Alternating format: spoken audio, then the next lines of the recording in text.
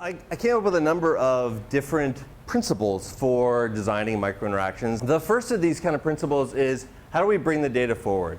What is inside the microinteraction that is data that is really interesting, that users might be interested in, and you can bring that forward so that the user doesn't have to go into the app in order to get that piece of information. With like Google Chrome, you can actually see what's being downloaded, how many things are being downloaded, and the progress of those downloads without ever having to go into Google Chrome or go into some other separate window. It shows you what's going on right there. One of the things that the rules can do, another principle, is preventing human error. What can the rules do to either prevent errors from happening, or if errors do happen, what can they do to kind of automatically start to fix those rules? The famous one from Gmail. So if you type in, I've attached this file, but then don't attach something, it pops this up and says, hey, did you mean to attach a file? It's awesome, right? But it's a little creepy because Google's reading your mail, but the government's reading your mail too, so why not Google? Perhaps my favorite principle is this one, which is don't start from zero. There's almost always something that you know about the user, about the context, about the platform, about the environment, about the time of day, about the date. There's almost always something that you know about the environment and what's going on that can actually improve your product. So just an example here from one of my favorite apps, Waze. So Waze is a navigation app just bought by Google.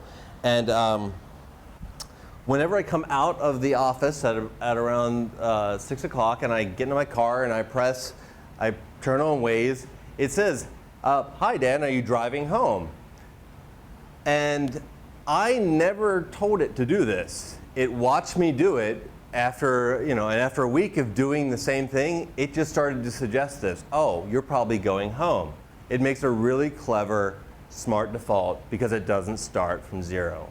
Another principle for feedback, use the overlooked. So as designers, we have a lot of tools at our disposal. We have a lot of things that are already there. What can we use so that we don't have to add something else onto the screen or onto the dashboard or onto the control panel? Something like Chrome, for instance, if you're searching for a word in Chrome, rather than pop up another window, it actually just uses the scroll bar, which we often overlook. It shows you in the scroll bar where the instances of those words are, and you can scroll right down to them or click down to them.